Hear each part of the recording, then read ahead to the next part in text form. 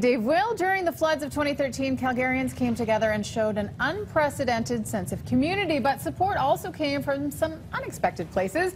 Here to share an incredible story of goodwill, a Canadian country music star and Calgary's own Paul Brandt, who we also remember got his hands very dirty during that time.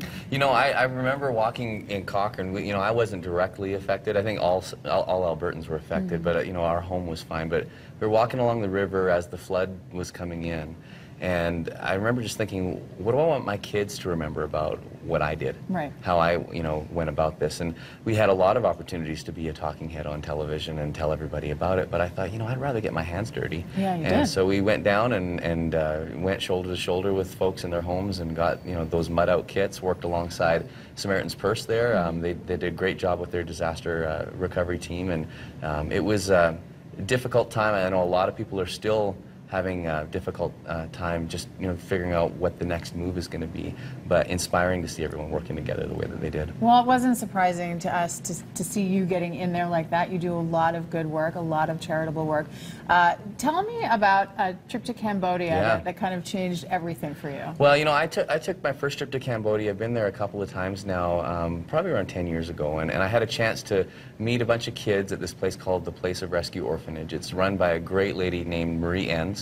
In my brain, when I think about Mother Teresa, Marie's right next to her. She's one of those kinds of people. Wow. And Marie has just always thought that it was important for these kids to remember not only where they came from, but also to remember that it's important to look to the needs of others. Right. And so when the floods happened, they took together a collection and they donated it to our foundation, the Build It Forward Foundation, for the town of High River. Wow. They had been here on a cultural exchange trip the year before the flood, right, and knew about this area, knew about the river, and they wanted to help. So it was about $1,200. Wow! And they just were so inspiring. So we took that money and presented it to the town of High River, and I was really excited because I had a meeting with the town just a couple of weeks ago, and they said, we've been so helped. We've had a lot of money come in, including the money that came from the kids.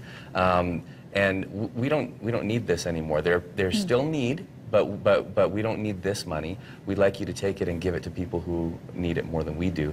I'm going to Cambodia in about a week and a half, and I'm going to get to go back to the orphanage there and compound with some compounded interest, help the kids out there and say thank you for being outward looking and looking to the needs of others. What an unbelievable gesture that is. Pretty fun. I'm excited, and I can't wait because I know I'm going to see those Smith-Built hats on their heads. The guys at Smith-Built, when they heard about this story, donated those hats, and we had them sent over so that the kids could play cowboy a little bit, and we're going to have a really great time there. Well, I mean, I know you are a glass half full kind of guy, and you always are doing your best to look to the needs of others, as you say. But what does a gesture like Calgarians during the flooding, or Albertans during the flooding, and then a gesture like that do to your outlook on life? I think that, for me, I found the greatest strength in times of weakness when I'm able to look outside of my own needs. And this was just one more of those reminders. I mean, for the kids to do this, and coming from the difficult backgrounds that they've come from, some of them literally being discarded by their families and found by this orphanage, to have the ability to even look to the needs of others is really inspiring. But I think the entire experience in general, being down there, people forgot about what towns they were from and just became Southern Albertans, became Albertans, and we worked together to make something happen.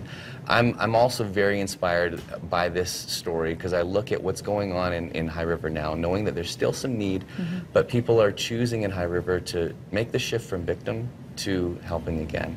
And it's wonderful to see when you're outward looking how all of a sudden the pain you've been through is redeemed in that way. It's very inspiring to see. And now it's amazing, through all your philanthropic efforts, you actually have time to make music. Yeah. But you do. Yeah, we're making a little bit of music. We're actually getting ready to go on tour again. I'll be co-headlining with Dean Brody. He was here. We were here together about a month ago, and we'll go right across the country again. Looking forward to that. Have a new single coming soon, and a new project that we're putting out this fall. So yeah, we're keeping busy with music too. It's been good. The always inspiring Paul Brandt. What a pleasure to have you on the show. Good to see you. Great to see you. Good to see you. Yeah. Coming up in a little bit on the show, our mayor looking ahead to Neighbor Day, marking the 2-year anniversary of the 2013 floods, and Jill doing some planting this morning. Jill?